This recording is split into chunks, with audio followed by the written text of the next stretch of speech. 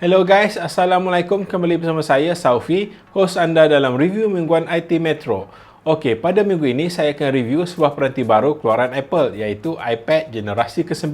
Sebelum saya memberkatakan tentang iPad ini, kalau korang perasan kehidupan kita pada hari ini sudah banyak berubah. Kita banyak on the move, jadi kita memerlukan peranti yang mudah dibawa, tahan lasak dan mempunyai jangka hayat bateri yang lama. Untuk itu, iPad sebenarnya bukan lagi satu aksesori. Bagi saya melihat bahawa iPad ini sudah menjadi satu keperluan, terutamanya bagi mereka yang sering on the move ataupun korang senang untuk melakukan kerja di luar, boleh melakukan kerja di mana saja yang korang rasa sesuai. Okey, seperti biasa saya akan pecahkan review ini kepada 3 segmen, iaitu untuk segmen pertama kita akan lihat rupa fizikal dia dan juga reka bentuk iPad di generasi ke-9 ini. Untuk segmen kedua, kita akan menguji prestasinya. Kita akan lihat sejauh mana iPad generasi ke-9 ini mampu untuk melakukan tugasan kompleks seperti sintesis video. Untuk segmen ketiga, saya akan uji pengalaman permainan dan pengalaman entertainment. Sebelum itu, jom kita unboxing dulu.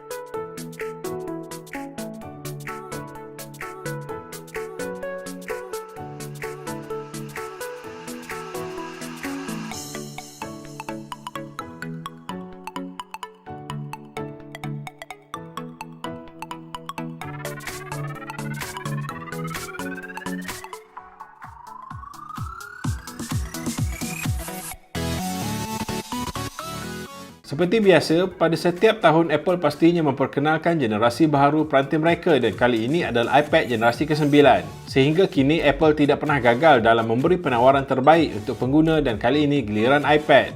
Melihat kepada perspektif yang lebih besar, iPad bukan lagi satu aksesori, sebaliknya sudah menjadi satu peranti keperluan khusus untuk mereka yang suka akan mobiliti dan peranti mudah bawa. Menyentuh aspek spesifikasinya, iPad generasi ke-9 ini dikuasakan dengan chip pemproses Apple A13 Bionic. Pengguna juga boleh memilih storan bermula 64GB dan ia dilengkapi dengan teknologi kamera center stage untuk memberi kemudahan kepada pengguna. Okey, tadi kita dah lihat unboxing dan juga rupa fizikal termasuk spek untuk iPad generasi ke-9 ini.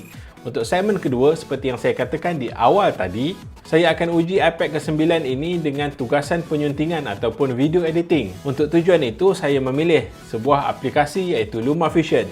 Bagi mereka yang melakukan penyuntingan video, pastinya tidak asing lagi dengan nama LumaFusion ini. Ia adalah sebuah aplikasi bagi content creator yang mementingkan mobility.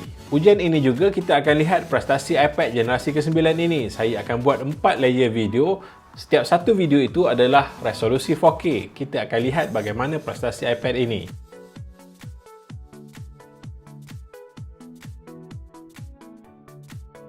Ini saya akan menggunakan aplikasi penyuntingan LumaFusion. Untuk menguji sesebuah peranti itu ke tahap yang maksimum, saya akan menggunakan 4 lapisan video atau 4 layer video resolusi 4K. Selain itu, saya juga menggunakan beberapa kesan animasi untuk penyuntingan video untuk memberi tekanan prestasi kepada peranti. Hasilnya amat mengagumkan apabila iPad generasi ke-9 ini tidak menghadapi masalah biarpun saya menggunakan 4 layer video resolusi 4K bersama animasi. iPad generasi ke-9 mampu melakukan sintesis video tanpa masalah dan masa yang diambil untuk keempat-empat video adalah 10 minit. Saya juga menggunakan tetapan pengubah suaian video paling tinggi untuk menguji keupayaan peranti ini. Selepas melakukan pengujian terhadap peranti ini, saya boleh menyatakan bahawa iPad ini mampu untuk melancarkan suntingan kompleks tanpa sebarang masalah.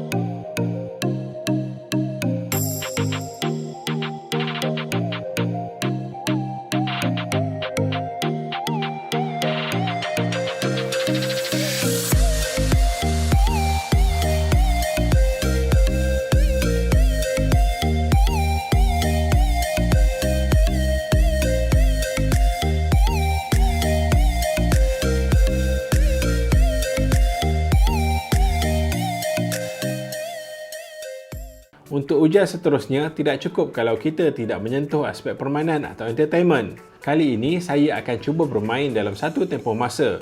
Permainan yang saya pilih adalah Genshin Impact untuk melihat keupayaan peranti ini. Saya meletakkan setting permainan pada tahap tertinggi dan selepas hampir 40 minit bermain, iPad ini tidak menghasilkan panas di bahagian belakang seperti peranti tablet yang lain. Peranti ini juga sesuai digunakan untuk mengisi waktu lapang seperti menonton penstreaman video seperti Netflix atau YouTube.